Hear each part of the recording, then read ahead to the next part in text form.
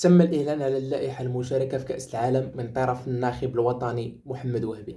القائمة اللي كان كيتسناها كل المغاربة، كاع المغاربة كانوا متحمسين لشكون هما اللعابة اللي غيمثلوا المغرب في المونديال.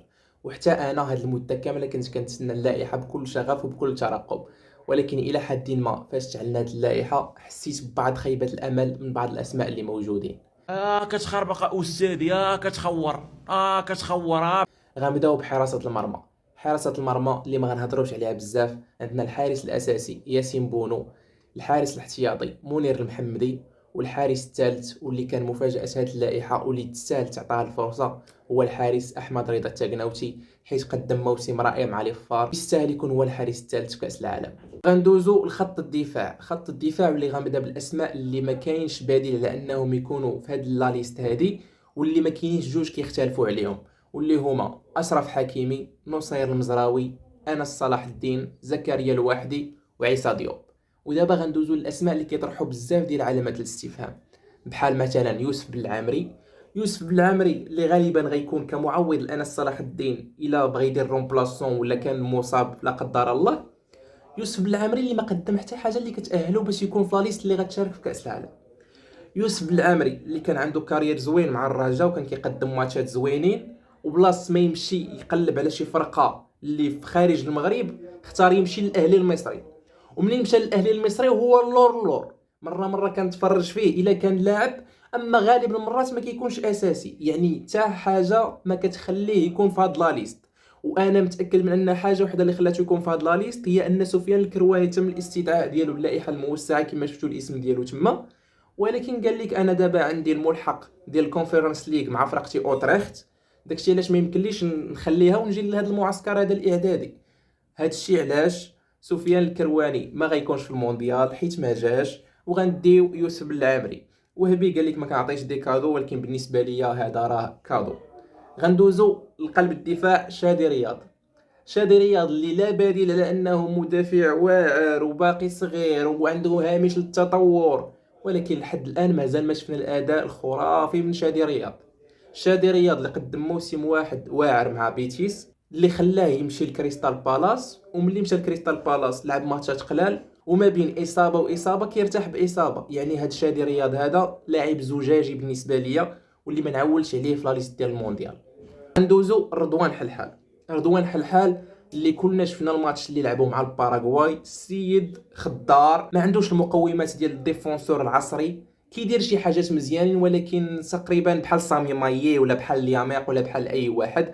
واللي كيتفرج في الدوري البلجيكي وكيتفرج بالضبط في فريق ميشلين غيشوف الاغلاط الكارثيه اللي كيدير رضوان حلحال، يعني انه كانوا اسماء يقدروا يعطيونا الاضافه اكثر من رضوان حلحال. والا كنا كاملين متفقين على ان رضوان حلحال واعر، راه حتى الياميق واعر. ودابا غندوزو لنايف اكرد. نايف اكرد التواجد ديالو في هذه اللائحه ما عرفتش علاش مبني، ولكن يقدر يكون مبني على حاجه وحده، هو انه ركيزه من ركائز المنتخب المغربي وانه عنده الخبره والتجربه وما الى ذلك. اما من ناحيه الجاهزيه فالسي اكرد راه مده هذه ما لعب، مده هذه ما قاس الكازو، حيت راه كما شفتوا كاملين دار اوبيراسيون مع فرقته مارسيليا اللي بعداتو على الملاعب، واللي ما شفنا حتى اونطريمون ديالو ولا شي حاجه ديالو بحال هكا حتى غنلقاوه في لا ليست. يعني هنايا كنكرروا القصص اللي كانوا في عهد وليد الركراكي، كنجيبوا لعاب عاد راجع من الاصابه، لعاب ما عندوش الجاهزيه ولا الطراوه البدنيه، كيلعب ليا 3 ديال الدقائق 5 ديال الدقائق كيخرج كيبكي ومضروب وضعنا في اللعاب وما الى ذلك. كنتمنى من كل قلبي ما تعاودش القصه ديال سايس في كاس افريقيا مع اكرد. يعني دابا اكرد حنا انت غتجيبو بزاف ديال الهضره كتقول ما غيلحقش دور المجموعات، وشنو فوقاش غيلعب هذا اللي ما لحقش دور المجموعات؟ فوقاش غيلعب؟ ولا غيدخل عاوتاني رجلي هكذا غيبقى يخرج يبكي والمغاربه الحنان وما الى ذلك؟ هذا الشيء اللي ما كنفضلوش. انا بكل قلبي ما كرهتوش يكون جاهز، ولكن ما عرفتش صراحه ما كنحسش به انه جاهز للنيفو العالي ديال كاس العالم. غنسدوا القوس ديال خط الدفاع وغندوزو لخط الوسط. خط الوسط اللي عندنا سمير المرابط اللي كيقدم اداء رائع رفقه ستراسبورغ، كيلعب الماتشات كاملين كلشي هو هذاك. سفيان امرابط اللي كنا كاملين متوقعين انه غيكون في اللائحه. سفيان امرابط راه قدم ماتشات زوينين مع بيتيس، وامرابط كيبقى جرينتا تحتاجو. عندنا نائل العيناوي. نائل العيناوي راه ما كاينش جوج غيختلفوا على التواجد ديالو، وعز الدين أناحي. عز الدين أناحي الا كان عز الدين أناحي مستعد بدنيا، حيت كما شفتوا كاملين انه جيرونا هبطات للدوزيام سيري، الا كان هادشي ما غيأثرش عليه وانه غيلعب من اجل الوطن ومن اجل باش يلقى فرقه احسن من جيرونا، فراه هذاك الشيء اللي بغينا.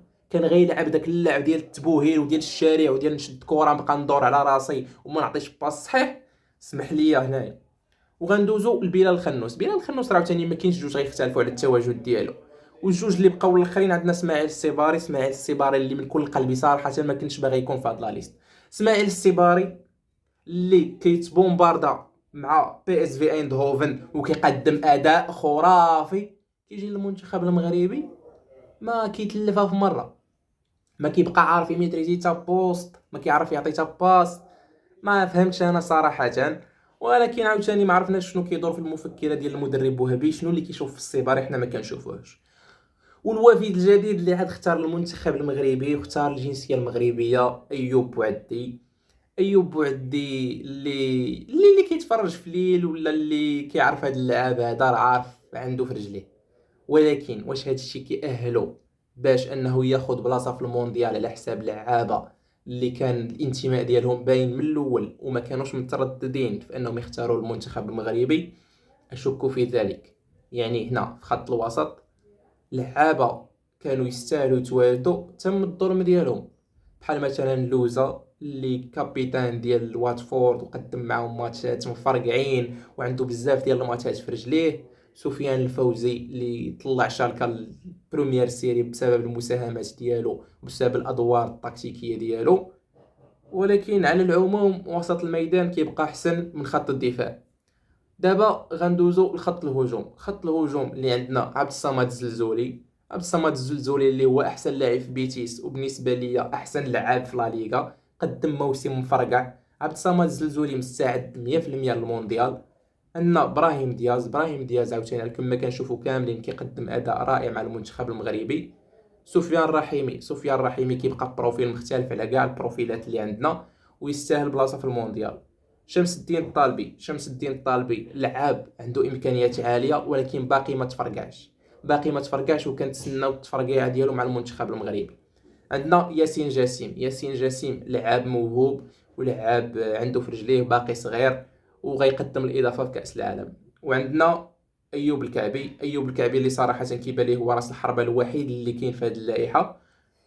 ما فهمتش انا واش غنمشيو لكاس العالم بمهاجم وحيد الا اذا كنا كنفكروا اننا غنديروا شي نهج ديال اللعب من غير راس حربه. وعندنا اللاعب ديال فرانكفورت ايوب الميموني اللي صراحه انا شخصيا ما مقتنعش به، ما مقتنعش بالتواجد ديالو. بكل صراحه كانوا اسماء يستاهلوا يكونوا في بلاصتو، بحال مثلا عثمان معما اللي ديجا شفناه وديجا مجرب 100%. بحال بوفال كانت بامكانه تعطيه الفرصه حيت يقدر يقدم الاضافه في اي لحظه. كانوا عندنا اسماء في خط الهجوم اللي يقدروا يكونوا بلاصه ايوب الميموني كون مثلا جبنا غا البقراوي، جبنا غا بن جديده، نصير نجيبو وما نجيبش ايوب الميموني، خصوصا وانه عندنا في هذه التشكيله مهاجم واحد اللي هو ايوب الكعبي. شنو اللي كاين في هذا ايوب اميموني اللي ما كنشوفوش حنا وكيشوفوا وهبي بوحدو؟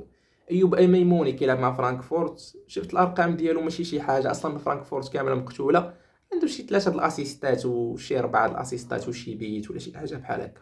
وعندنا 3 ديال اللعابه احتياطيين في هذه اللائحه. هاد 3 اللعابه الدور ديالهم هو الا تصاب شي لعاب قبل ما يبدا رسميا المونديال غيتم التعويض ديالو بواحد من هاد الاسماء. عندنا في حراسه المرمى المهدي الحرار، لاعب انجي امين السباعي اللي جناح عصري تقريبا اللعب ديالو بحال بوفال. وعندنا قلب الدفاع مروان سعدان صراحه اللي كنت باغي يكون في اللائحه الاساسيه وما يكونش غير في الاحتياط. دابا يعني مروان سعدان انت غتخلي السيد اللي في الفورمه وارقام ديالو كيشهدوا عليه والاداء الواعر اللي كيقدم مع الفتح السعودي باش تجيب لعابه اللي ما واجدينش 100%؟ هذه صراحه فيها الريسك. يعني مثلا دابا انا شخصيا غتقول لي مروان شنو كتفضل؟ شخصيا كنفضل على انه واحد من هذوك الجوج ديال قلوب الدفاع، نايف اكرد ولا شادي رياضي يتضرب، ولا نايف اكرد ما يكونش كابابل باش يلعب في المونديال، باش يتم السحب ديالو وندخلوا اخويا مروان سعدان من دابا. باش ماشي غدا ولا بعد غدا نقولوا كون غدينا مروان سعدان من الاول ولا كون غدينا البوفتيني ولا كون غدينا اكس ولا ايغريك. يعني من حد من قبل اخويا ما تبدا الكومبيتيسيون نديو اخويا اللعابه اللي يستاهلوا ولا نعوضوا اللعابه اللي تضربوا، باش ماشي نبقاو نقولوا احنا ضعنا في اللعاب وداك الهضره ديال المغاربه الحنان كما ديما. كانت هذه هي اللائحه ديال المنتخب المغربي، اللائحه اللي كيتحمل المسؤوليه كامله فيها هو المدرب محمد وهبي. اللي علينا حنايا هو نشجعوا المنتخب المغربي ونشوفوا تاني غيوصلوا. صراحه اقل حاجه بغيناها هي الربع النهائي، ما مستعدينش لذاك الاقصاء المشرف اللي كان شحال هادي، ولينا باغيين ننافسوا ولا نحققوا واحد الحاجه زوينه. وهبي عنده افكار ديالو، وهبي اختار لعابه اللي يقدروا يتناسبوا ليه مع التكتيك والاسلوب اللي غيقدموا، وحنا كنا ورا المنتخب المغربي. ما هدفنا لا تشويش لا والو، هذا مجرد الرأي ديالنا الخاص كنشاركوه معكم. لا عجبكم الفيديو بارطاجيو الفيديو مع اصحابكم وخليو لايك واشتركوا في القناة. تهلاو.